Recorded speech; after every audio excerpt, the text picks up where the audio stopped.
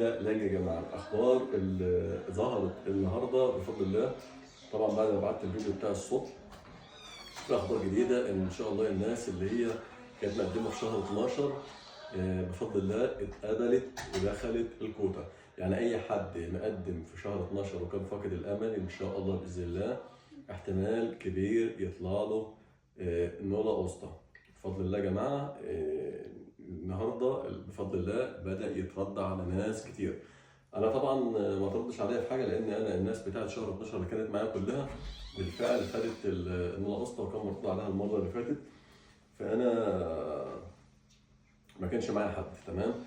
فناس حبايبي كتير كانوا مقدمين وما كانش اترد عليهم، فالوقتي حاليا اترد على الجميع، واكتر الناس الوقتي خدت نوع واسطة. طبعا ما كانش حد يعرف الكلام ده خالص، وما كانش حد متوقع حاجه من ده خالص. وده معناه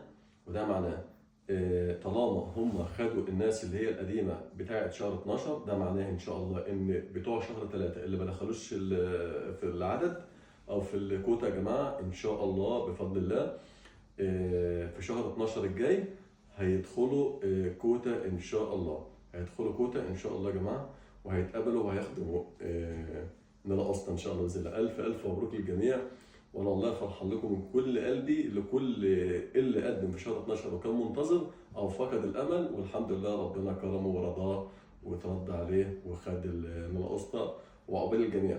والناس اللي هي فتح الملف بتاعها وبعت لها ان هي كملوا بسرعه علشان خاطر ما تضيعش منها الفرصه. وان شاء الله باذن الله كده ربنا يكرم الجميع ويكرم برضه الناس في شهر 3 ان شاء الله.